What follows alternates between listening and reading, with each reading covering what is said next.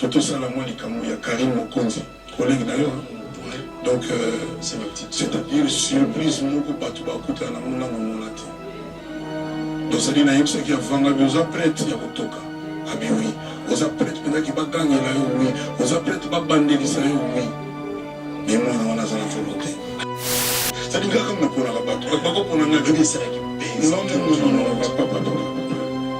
Tout le monde a l'air. Pour la ligne, tout ça, la ligne. Au Kofi, à Zouakabato, à Bato. Bato, on a pas pour la Kofi, qui n'a pas Kofi. On ne va pas raisonner pour nous. C'est tout. La ligne est sur ce problème là, mon tout est. Kolobaloba, Makamou, tout la ligne est sous tout. Makamou, le Karim, Makamou qui m'a dit Moudimba. Oh, pour les soumisser, fais le maman, fais le boy. Mais si vous m'avez dit que vous avez été, à mon avis, vous avez été. Nous avons papa conflit. Azala la problème bateau. Asola la bateau. Si vous moi on a bateau, parce que vous avez ça écoloba. Bateau baluba ma bien on a bateau fait bail bien on bayo kata mukolomo tenna les autres nanga on a répondre bango.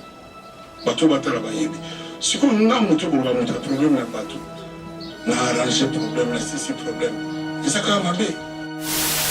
Moi on a sali vidéo na nguna yemugo pardon na maman mi boy. Mais il va se continuer, il y a de ces gens, on dirait, parce qu'on a un problème de banque personnel, quand on a fait poser problème. Non, nous avons un Christ, un chrétien, soit nous avons un pardon, je pardonne.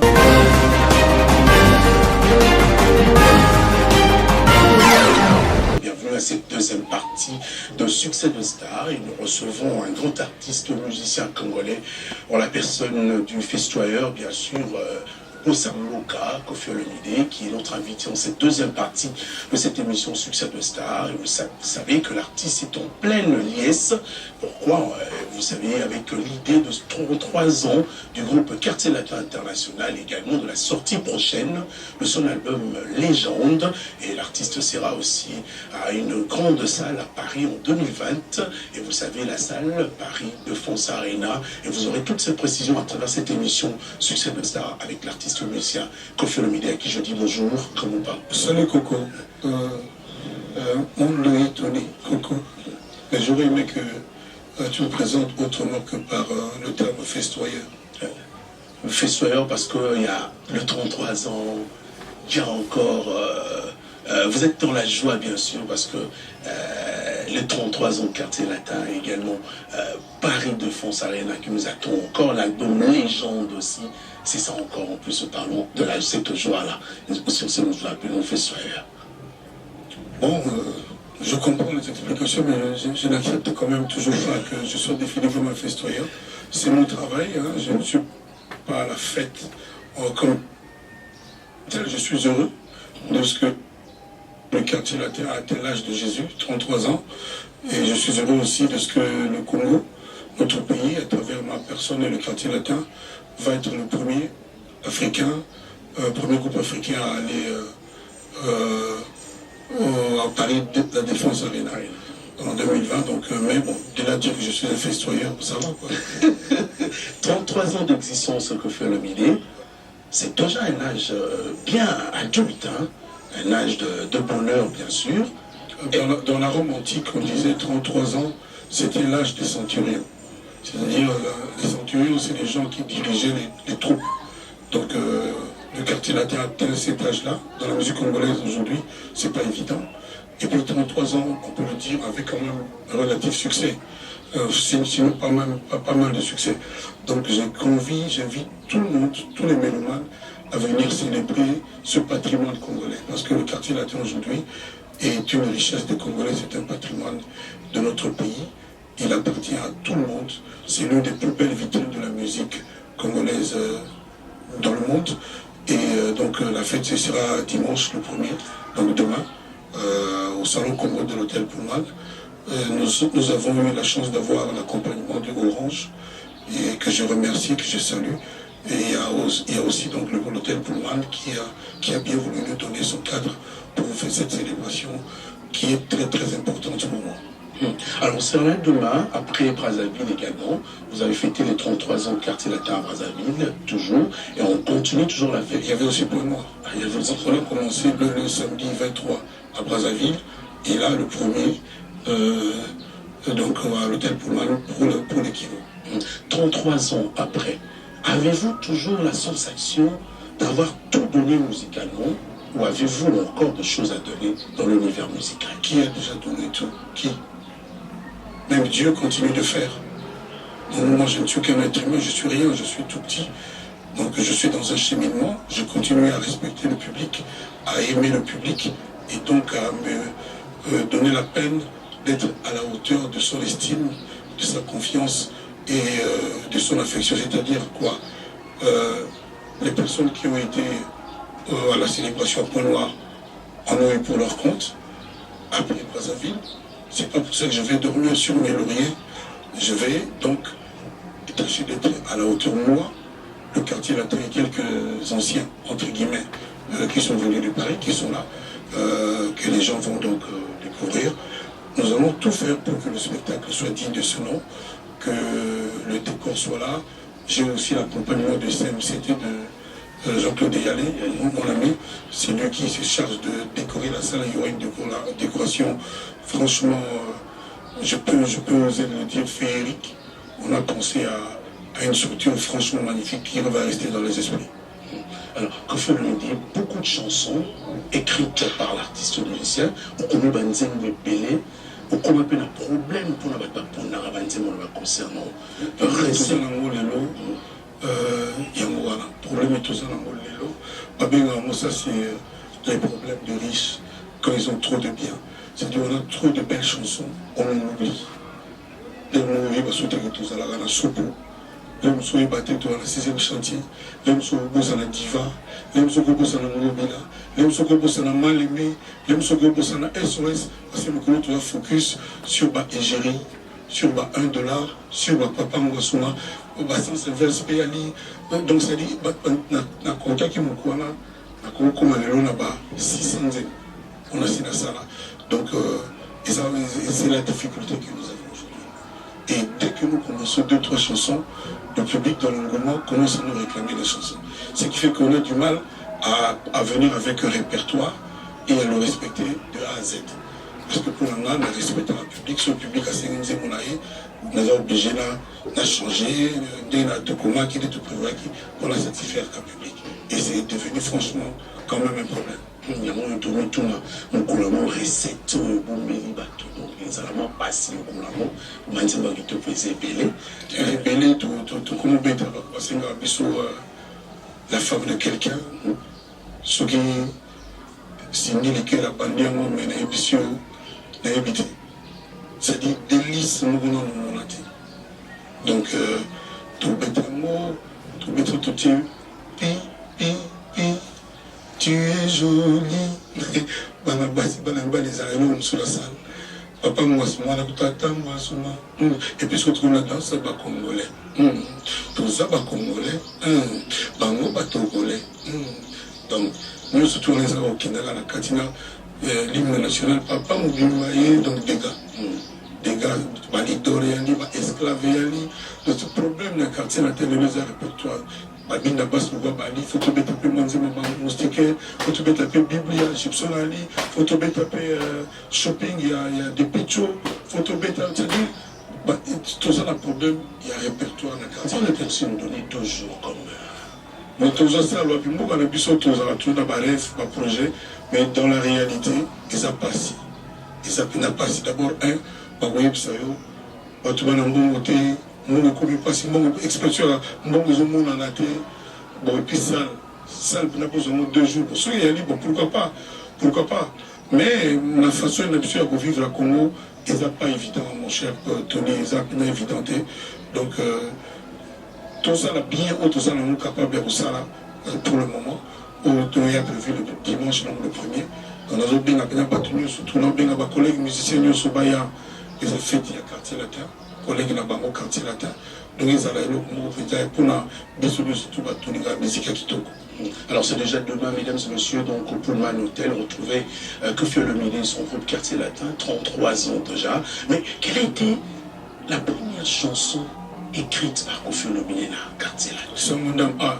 Il y a Koffi mais il y a Quartier Latin. Na kati ya groupe na Quartier Latin. Donc il va sauter. Tout le monde va tourner dans Quartier Latin. Dans 3 ans. 86. Le 26 novembre, mais je m'ai dit pour ce il va sauter.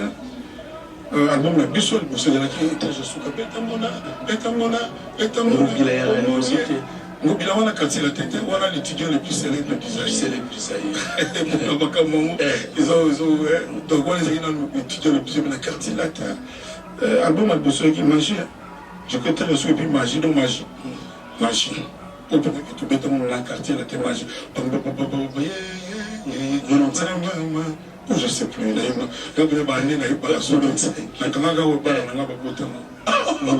Notamment moi, on a quartier latin, 86. Donc on a bossé dans la tête. Alors, Koffi Olomide, à l'époque, alors, Thomas Sali, premier album avec son groupe Quartier Latin, a proposé du Sobanzembo Kitoko déjà à l'époque. Mais aujourd'hui, les gens réclament encore Banzembo. Les gens n'ont pas proposé un mot sous la batoute. Si, il y a latin. Angola, je préfère que nous Angola, on a la tête. Souvent, il y a qui va. Les États-Unis, comment on a tout le monde a déjà green card, il y a la soutien. Donc, tu habites tout million déjà. Mais quelque part, les gens n'ont pas m'embêter. Donc, non, tu bêtes à la mounion, surtout, tu as un Jenna top modèle, tu bêtes, tu as dit sorcier, coucou. Pourquoi vous avez toujours gardé le nom de Quartier Latin? Parce que tu dis que maintenant ils sont là, Balajoie. Balajoie, ils ont un tu vois, tu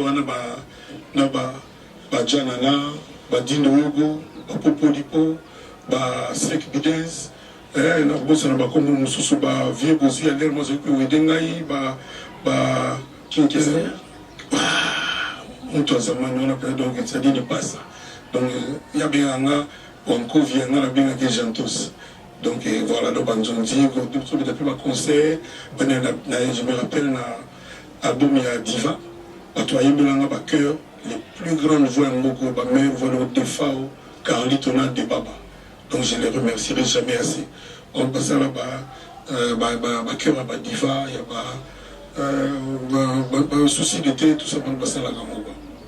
Voilà, donc, les voilà, surtout ça. Moi, comme pas la joie. Mais les lots, la 86 orchestre, comment ils sont quartier latin. On a des orchestres beaucoup, et c'est la musique différemment, et c'est la musique classique, et c'est la carte beaucoup ponctuelle pour la Hollande. Ah non, Nicolo et ça pour aider au bêta pour aider. On a les lots, mon mieux soit confié comme bien. La caméra, on met au pays dans le bêta les lots, et au comment mieux soit tout bien. Parce que comme on laisse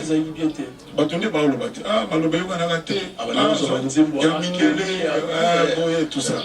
Donc tout le monde est d'accord. Alors que fait l'idée, l'une de ces congolaises qui s'exporte le mieux, on attend toujours de lui, on demande toujours à ce monsieur de sortir un album.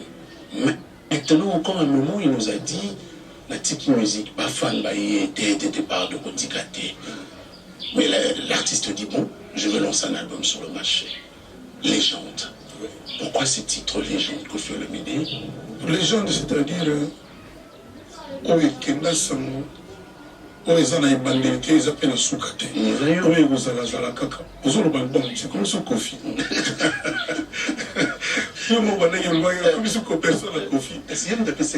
Album n'est comme Légende. Non comme un boss Yamboka. Donc, boss, il y a Mboka. Donc, l'album, nous avons les gens. Donc, on a combien de souka. Mais nous, c'est la pécature. Tout ça, la moi, il y a Karim Mokonzi, collègue d'ailleurs. Donc, c'est-à-dire, surprise, nous, pas tout à côté, on a mon latin. Donc, ça dit, naïm, c'est qu'il y a vendu, aux apprêtes, il y a Otoka. Ah, bien oui. Aux apprêtes, maintenant, qui va gagner là, oui. Aux apprêtes, qui va bander, ça, oui. Mais moi, on a la volonté. Aïe, il y a les gens. Mais pourquoi le choix? Le choix de Karine Mukonzi. C'est vrai qu'il pèse. Non, papa. Tout est dans ma langue. Pour la ligne, tout ça, ma langue. Au Kofi, à Zouakabato, à Bato. Bato, on a pas pour la Kofi, t'es qui n'a pas Kofi. On n'est pas raisonner, puis nous, on a dit. T'as dit, on a tenté, car il y a un calcul, ah, là, Zouako, Tony Coco. Ah, Néné, tu es le meilleur. Et on te met tout ça l'émission, parce que tu es un bon journaliste, on dit l'actualité, ça, on a sujet, ma casse, ma collègue, mais non, il y a Zouté. Ce n'est pas moi. Il y a mon pas pour que tout ça, il y a heureux de son idée de cette rencontre. Moi, on a la meilleure chanteuse. Au plan sur le ça signé le cœur, on a invité sur ça déjà. Mais tu as la surprise, na beat, na bord, na géré du début à la fin. Nous avons préparé le clip. Parti au Salama, parti au Salama à Paris. Donc, c'est mon titre. Comment dire mon autorité? Dégâts. Karine Mukonzi, dégâts. Donc, dégâts.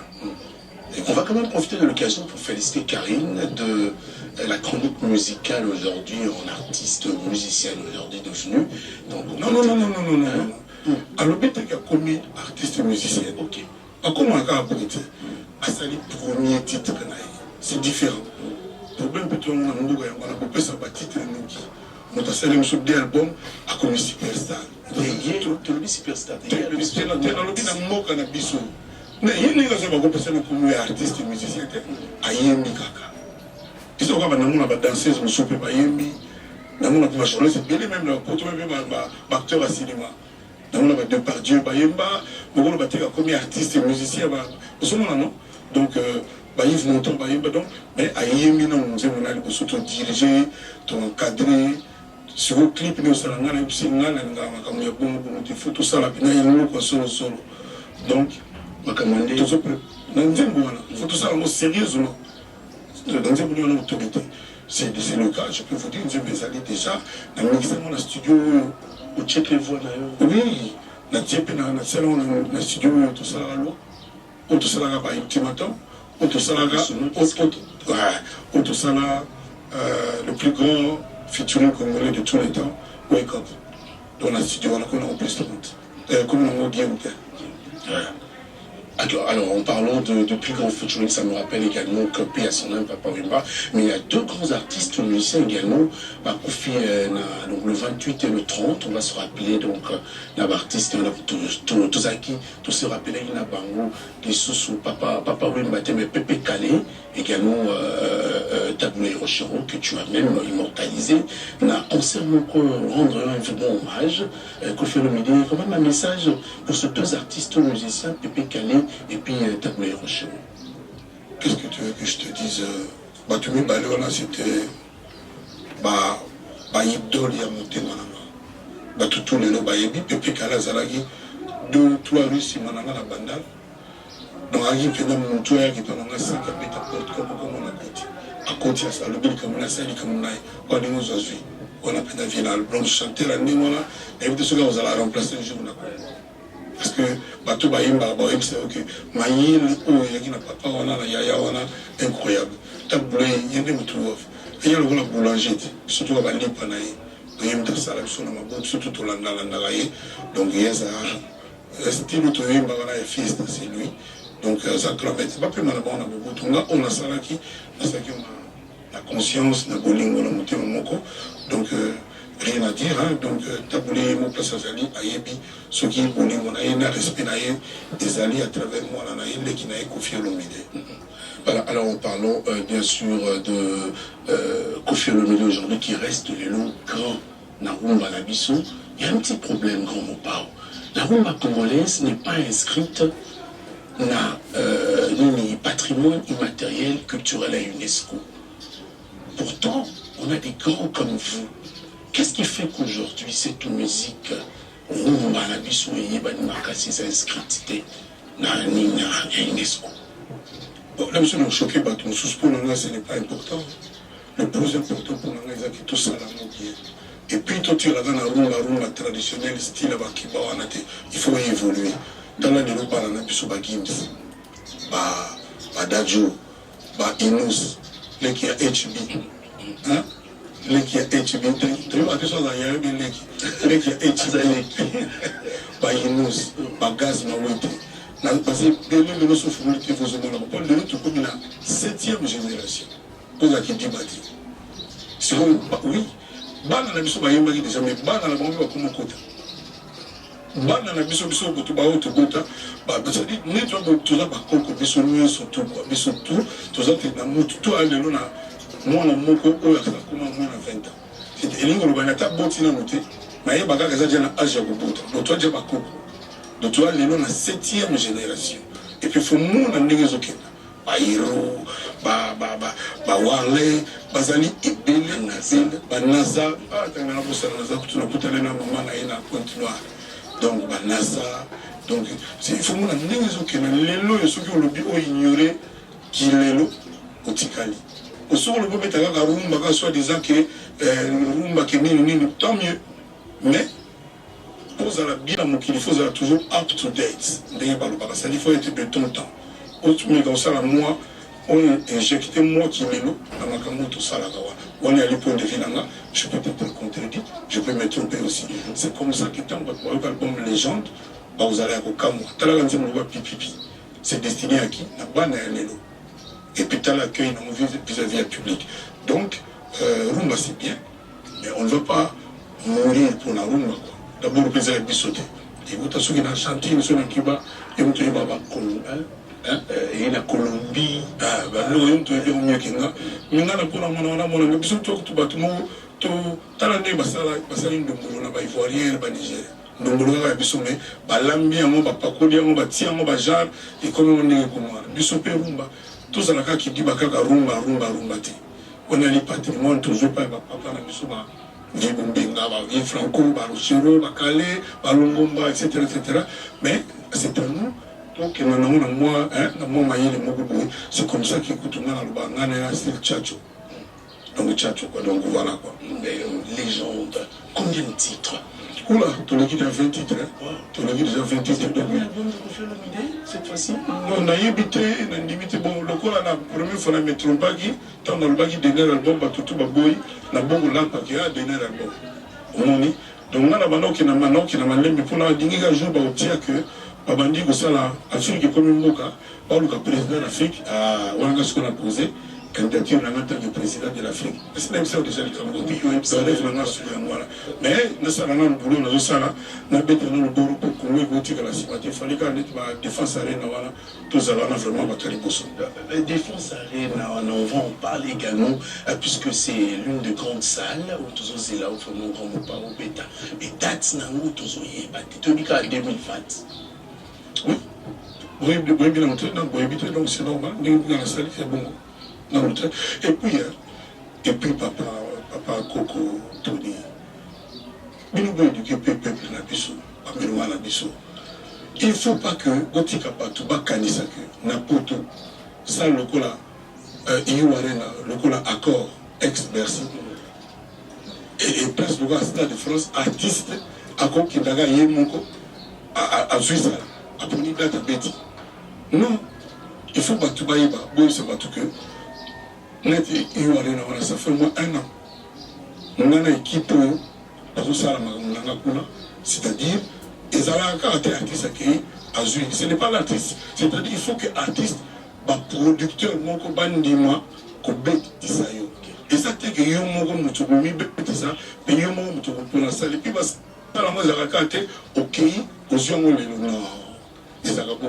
Il faut ce que nous pour expliquer au public parce que comme il y a attiré mon tour à jouer date côté date pour personne d'abord date na ba yo rien na ba Bercy il faut battre la CV na yo ou beta wapi aux anani est-ce que va vous se retrouver parce que balinga ba flop parce que nous on a fait ça pour bandima que Kofi Olomide akoka kosala ka ya ko beta na ina wana on a fait ça c'est-à-dire on a une équipe où on est dans un ça fait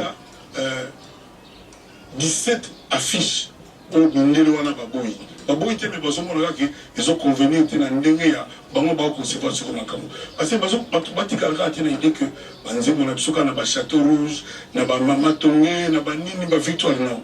et moi bah qui nous ça peut toujours faire avancer en on a décidé jour album au matin on a tout décidé jour affiche va passer par annoncer une conférence de presse officielle jour affiche et obima va annoncer date officiellement mais date on a des raisons mais il est utile que la stratégie va tout parce que va travailler dans la chaîne télévision de France au salon on a moins de ce n'est pas quand tout ça comme la personne qui non on a besoin et puis on a les lots d'abord je ne cours derrière rien il faut voir tu vois on a des lots que dans une location à démontrer dans une bête pour la linga musananga pour la linga publique et puis pour la lokumu ya Congo on a les lots on a besoin il y a des polémiques te balinga tadi au ba numéro 1 numéro 3 na za susu wana te ngaza na to batamo hors série les gens ya ko les gens donc na mo hors série bo ba linga zo ba numéro bazwa on a za hors série na ka kofi c'est tout na ningi pe ni susu problème na mutu te ko loba loba makambu tu na ningi susu te donc voilà tant l'air makambu mono kari na kama ki mukili mudimba oh pour les soumisser finga mama na ye finga boy mais si mutu ko kusulu la na ite amuno ga bieta albano ka makambu ka ya bieta sikoyo nga ba lubaka ko papa conflit azala na problème na batu asona na batu sikoyo mwana wana batu bazalo ka ninga sa ko loba ayo ko bien bazala na tourette bazala na tourette sikoyo ata mukolo moko te kongole mo ayoka kofi a répondre ni o ni a bato baloba mabe na ngana ba TV ba ebele oyo bayoka ata mukolo moko te ngana résultat nanga pona répondre bango bato batala ba yebi sikoyo nga muto boloba muto problème na bato na arranger problème na sisi problème et ça quand mabe au bout de problème en plus mon wana sali vidéo na ndaku na ye moko pardon na maman mi boy mais il va se continuer quand on comprendre il y a de ces gens on dirait parce un problème là bango personnel naïe quand on a faut poser problème voilà non on a mon Christ na chrétien so on a c'est un pardon je pardon et puis bah tu vois il na pardon na ka batu babia Suzuki banani barbaye et puis na aucun parce que au moins na vana l'hôpital ba perenga kokoko nani Zakaria all but by par rapport à Bisona Zakari, Ninga Zakari na télévision, Ninga Zaku Trenga dans la boue, Koloba. Mais quand spontanément il y a, on dit autant dans la passe, tout yamani, tout c'est bon. Mais bah tu vas savoir commenter. Oh, Afinga Baloba, ou tu pardonnes, ou Zakana Rankino, tu regardes, le baka Kutuboy, ce que sont dans le bail Bossani, au 4e Moutou, pour Finga Gio, le collecteur n'a pas Koko Bani. Au fin des Zakara Lindoba, au final c'est du vent. C'est rien du tout. Bateau y en a proche autour de la bango, d'ailleurs ça bango toujours colandate. Nombre de bateaux ni baya aga kofi. Donc on a répondu à dire. Et ça c'est pour nos alliés, et ça pour les chrétiens, et puis pour la sagesse d'Angaï. Et les lots, plus que jamais, dans le temps il y a répondre il y a même pétré, n'a pas de problème les angatinate. Donc moi je veux vivre bien dans mon tournoi surtout. Est-ce que le grand Mopao sera le 28 février 2020 prochain à Accor Hotel Arena au concert de son fils, et Fali Poupa? Ceux qui n'ont pas libre, ceux qui ont un engagement, inévitablement. Invité. Ça dépend de la concert, ils ont été invités.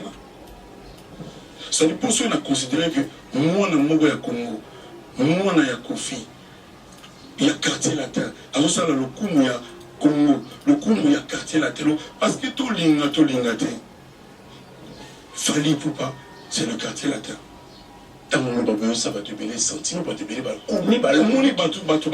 vous êtes sous son bon terrain. Non, bateau à Congo, bateau va venir là-bas, bandal, bayolo, terrasse, banjili. So va faire que bazolo la bazolo ba. Pour la bango makamuka ko bazolo ba. Yango wana. Bango bayoga ki wapike. Fali lobby, Kofi lobby. Et puis il y a des gens comment il y a na ba TV na ba internet. Soit des gens qui ba loba na Congo ya ba Kofi ya ba Fali. Non, c'est faux. On a petit dans une merveille. Dans le moment où on est en suspension. Parce que, à oser qui correspond, le mouton a fini avec Kofi, on a la sélection qui a fini avec correspondre. Pas tout le monde a yebi. Ce que je dis, c'est que le souvenir de danger, pour contenir tout le monde, pour assimiler qui n'a pas ma na suspendre. Je veux que Wapi Kofi le même a Fali. Wapi. Oyo ka bi fallait le mabe à Kofi. C'est-à-dire ça n'a pas tout mon coup. Kofi a ça la pété la Congo. Kofi faisait agneau comment faut ça ga pungi na ye et katana na butu azala ga na problème. Moninga na sali qui sont 12 ans 10 ans na kinda potote. Batu ba kinese ngo ba kibene. Parce que vous êtes tiba yo ka jono na komo kota na ketch na sima. Oya na vola droit wana. Alors c'est la jour amour. Ouvre na pena katu batem puna qui comprennent. Toujours je continue le sujet. Je comprends. Il y a des gens où ils vont passer aussi la caca. Passer à Kofi, passer à la Kaka. Alors, il n'y a pas seulement pour mettre ma temps dans la zone de photo, pour me payer dans un magasin, dans un songa, dans un peu moins voiture, dans un peu moins pour il y a mon zone qui va besoin d'inventer tout n'importe quoi. Et pour les maca, au moins on a une image dans la zone barrière, sur la zone bas, ah, nous avons bima, ah, concert pour ah, ma musala. Mais je n'ai pas le temps, il y a ma futilité. Bateau la base la qui Kofi, attends, on a ma colo, Kofi, on a l'oliaga, mamalé, on a ma coin, il y a trop, nanga. C'est-à-dire que je me bats chaque jour de ma vie. Quand je me lève, que Ezalaka Ndenga c'est ça là. Et comment les contraires. Alors, Batika, qu'on soit pas imagination pour la réalité. Fali Aya Awa Papa Koufa. Papa Nanga Chala Koufa. Abenga Pérez, Nabi Kende Naïb, Naouti, soit dans la bandale. Nabi Ponani. Batu Moussou Balimite Naya Matanga Papa. Tu te rends compte un peu? Ce sont toujours les mêmes gens. Balinga Hanini. Tant là, tu n'as pas fallu à vous pas mis ça Moussoubaali. Pourquoi vous êtes un mot comme on était? Parce que nous avons fallu. À cet exemplaire, là, comment modèle et référence. Tous les orchestres, c'est comme moi, Cindy Mogo, mais comme ça, il y a Cindy à la raté. Alors, il y a tout baébi. Si là, le dimanche, dans l'anniversaire, je viendrai demain, je serai là. Ah, demain à la mer. Tu regardes, oh non, problème c'est-à-dire il y a des malins au cas où Kofi a la sida depuis la Dieu voit tout. Ceux qui 35 ans ont la sida, boy, bakani, les mêmes gens là. Babimisa la preuve de kaka boy. C'est-à-dire ils sont là, kaka ko alimenter, kaka izala mabe, batu baka bona kaka, bayo kanate, c'est qu'on a banga yangwana. Nous savons ninga salam kibinaye. Asenga aide ya mutu te, surtout pas un Congolais. Asala banzete baibali bazamba mopepe bambula bakake banini na maye yemo konza basamu kina yemo asana mutu la tindawa ajija biso azo biso ngala ba moins que rien bien mai bien yenda yibitu ngaba tika ngaina sala musana na tanda mo la tika na mo usala ndamba mo bona ibiza pas moins de 40 ans. Il n'y a pas moins de 40 ans. Voilà. Donc, dans le moment mais ça m'était il fallait bima. C'est très important. Voilà. Confirmez, on va peut-être finir. Félicitations d'abord pour l'organisation d'Ayozaranamo. Album est limité déjà. On voit d'ailleurs une image de Kofi Olomide bien barbu, avec casquette sur tête. Ça m'a rappelé tout. On satisfait le bateau. Ok. Donc, papa n'a pas koufaki. On a toujours bien rasé. Toujours. Donc papa Koufaki, tout ça là à peu près 19 jours. Parce que nous avons quitté jour d'aîné, on n'a pas la poto. Donc il fallait coordination entre Bissoa et Nakuna.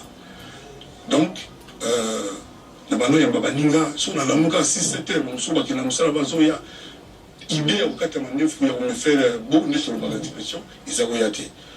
Donc, nous avons dit que et bateau bazoya, oh putain, ça te va bien.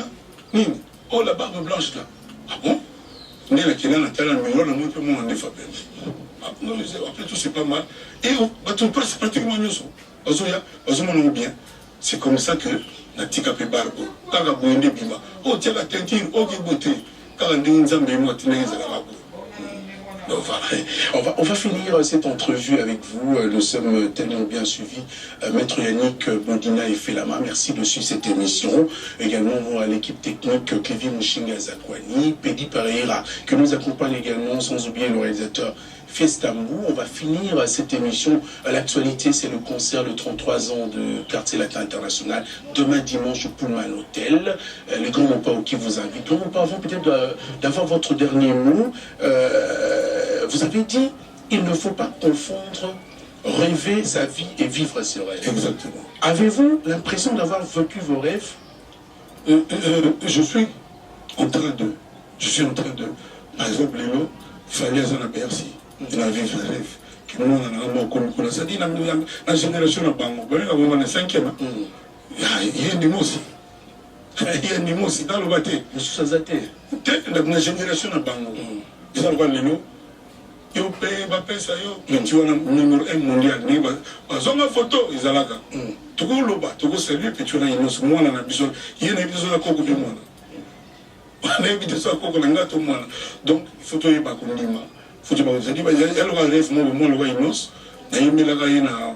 Il y a un bon goût, il y a un coma, il y a un papa, il y a un studio car bon, il y a un bêta, non bêta, il y a un balai, et autre ça, il y a un monsieur, et puis c'était la joie. Et il y a un artiste, il y a un malade, il y a un futur, il y a un orgasme, il y a une découverte, il y a un chanteur, donc à venir, il y a une musique à Congo. Les autres sont là, tu n'as pas robinet, on dit, non. Hein? Nous sommes amis, donc, c'est bien. Mais c'est quoi, petit wana? Si je peux dire, tout le monde. Petit nanga, autour de l'année, petit à la fête, Ariel Chéné. Il m'a dit, moi, joli ami, joli, tout le monde, c'est quoi, banao.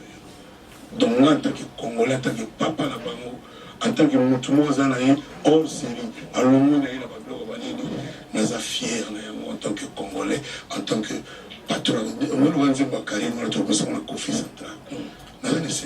C'est pas rêve. Un dernier message de votre famille pour la nation. C'est la lobby, Batoumou Soubaya, la tienne démocratique, pour le mal, pour gagner le temps pour nous, toutes les chances, il y a le dimanche. Dans l'hôtel Pullman à partir de 21h dimanche. Merci beaucoup de nous avoir prêté votre disponibilité. Merci beaucoup. Demain dimanche, on sera là.